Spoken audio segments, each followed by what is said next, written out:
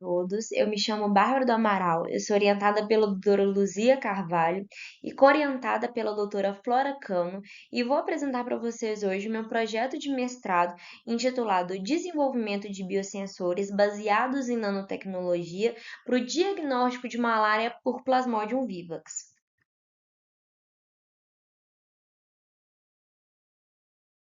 A malária é caracterizada como uma doença infectoparasitária aguda distribuída nas regiões tropicais e subtropicais mundiais devido ao ciclo de vida do vetor, os mosquitos fêmeas do gênero Anopheles.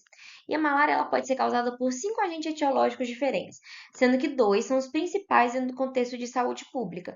O Plasmodium falciparum, que apresenta seus casos concentrados principalmente no continente africano, e o Plasmodium vivax, que apresenta a maior distribuição geográfica mundial ocorrendo principalmente no Sudeste Asiático e nas Américas.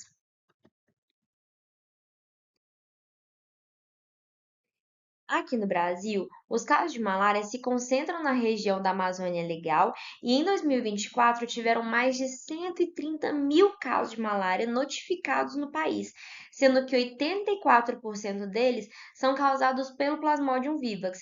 E por mais que ele seja o agente etiológico mais prevalente no país, tem-se algumas dificuldades para o seu controle, dentre elas algumas particularidades do seu ciclo biológico. Durante a fase hepática da malária, depois que o Vivax infecta os hepatócitos, ele tem a capacidade de se transformar em hipnozoítos, que são formas latentes que ficam ali no fígado, e elas são capazes de provocar novas infecções sem que haja a picada do vetor infectado. E esse tempo de latência, até mesmo gatilho para sair dessa fase, ainda é desconhecido pela literatura. Outro fato que também foi descrito recentemente foi a infecção de novos nichos parasitários como o baço e a medula, sendo caracterizados assim como os nichos crípticos do Plasmodium vivax.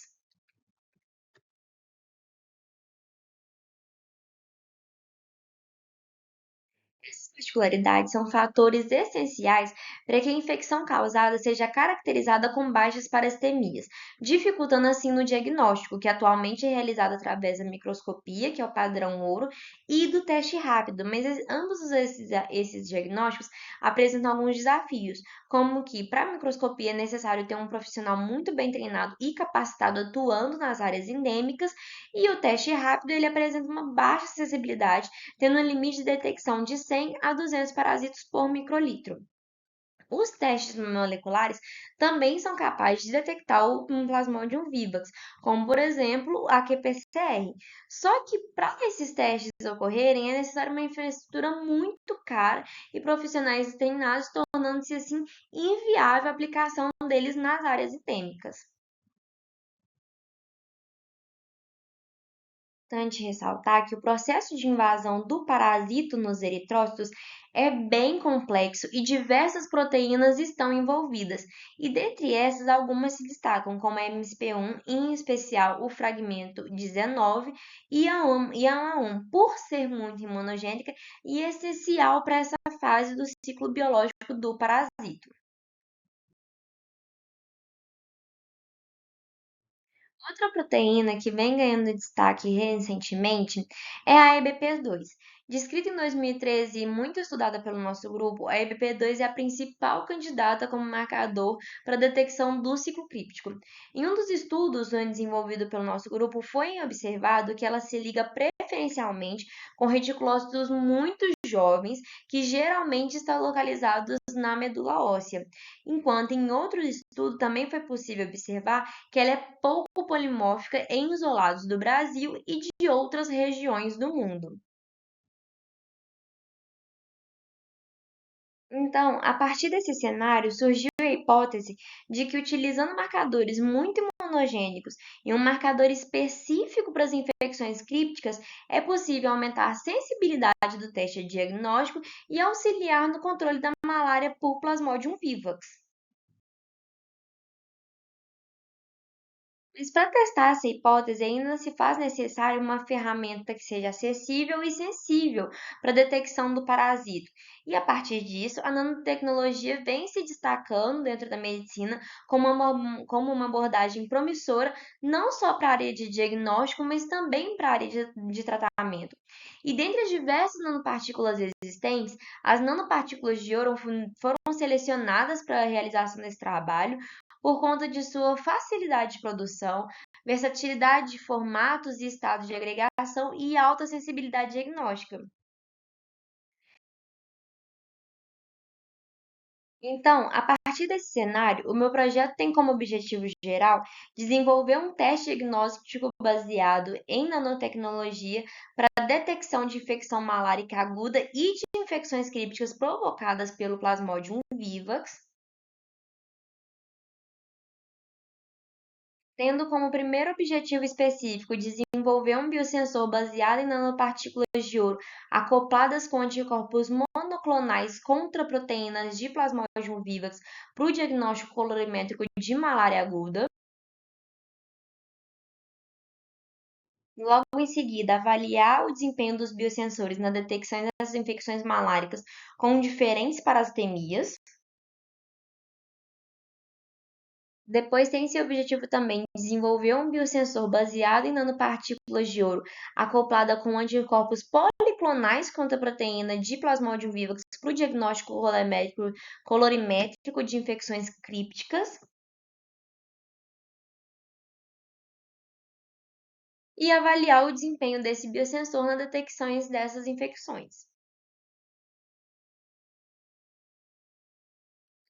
Para alcançar os objetivos específicos 1 e 2, a população de estudo é caracterizada por indivíduos infectados por Plasmodium vivax, residentes da área endêmica e indivíduos de controle fora da área endêmica, sendo que as amostras utilizadas serão de sangue e plasma.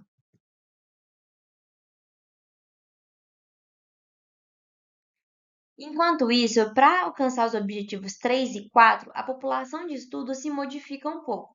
Agora a gente tem três grupos de indivíduos diferentes, onde temos indivíduos primo-infectados não residentes da área endêmica, e indivíduos infectados residentes da área endêmica que já tiveram múltiplas infecções, e indivíduos controle de fora da área endêmica.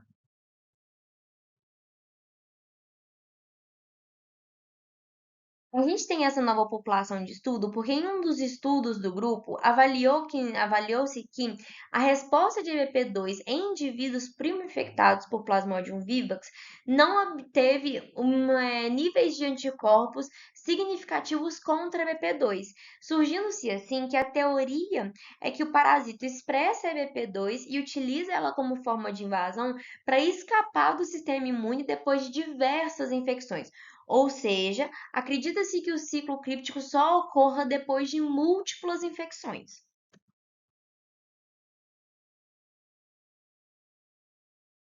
Já dentro do desenho experimental para a detecção do parasita a partir dos ensaios nanosensores, a gente tem a colaboração com a doutora Irene Soares, que gentilmente cedeu os anticorpos monoclonais específicos para AMA1 e para MSP119. Para os anticorpos policlonais, a gente comprou ele comercialmente e a doutora Ana Gabriela Maia realizou a purificação deles para partirmos para a próxima fase, que constitui na funcionalização das nanopartículas, que é basicamente a gente juntar os anticorpos monoclonais e policlonais com as nanopartículas de ouro.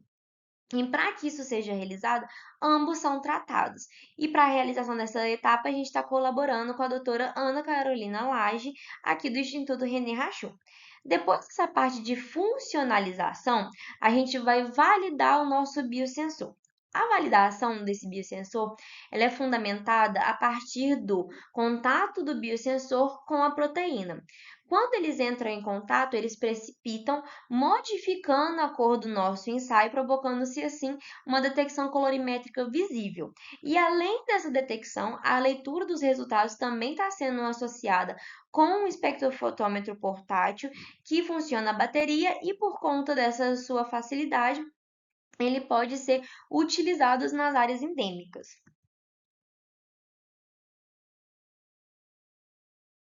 Como o presente projeto está em processo de pedido de patente, alguns resultados da fase experimental que eu estou agora, elas são sensíveis e cruciais para esse pedido.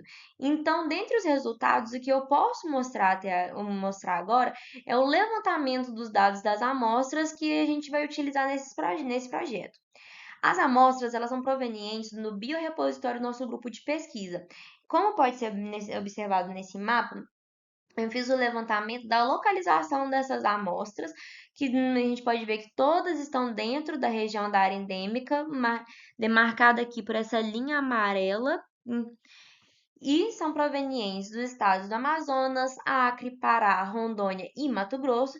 E a partir da seleção dessas amostras, também fiz a relação da distribuição da parasitemia com a quantidade de amostras disponíveis por estado, como vocês podem ver a partir desses gráficos.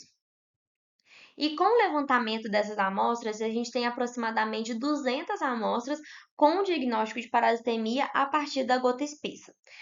Nesse momento, a gente está realizando a padronização do nosso método diagnóstico a partir dos ensaios do nanosensor, validando-se assim os nanosensores, e depois dessa validação, a gente pretende analisar o grau de sensibilidade e especificidade desse ensaio.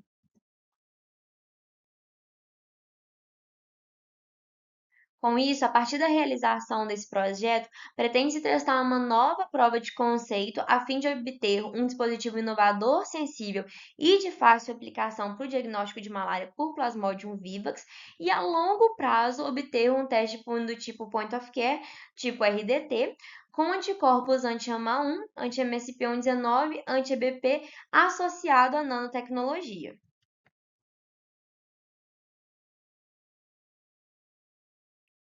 Enfim, gostaria de agradecer a todas envolvidas nesse projeto, em especial as minhas orientadoras e a Lívia Pereira, que está envolvida na condução dos experimentos laboratoriais comigo, as colaboradoras por todos os ensinamentos e parceria que temos durante a realização desse projeto, as agências de fomento e a todos pela atenção. Muito obrigada!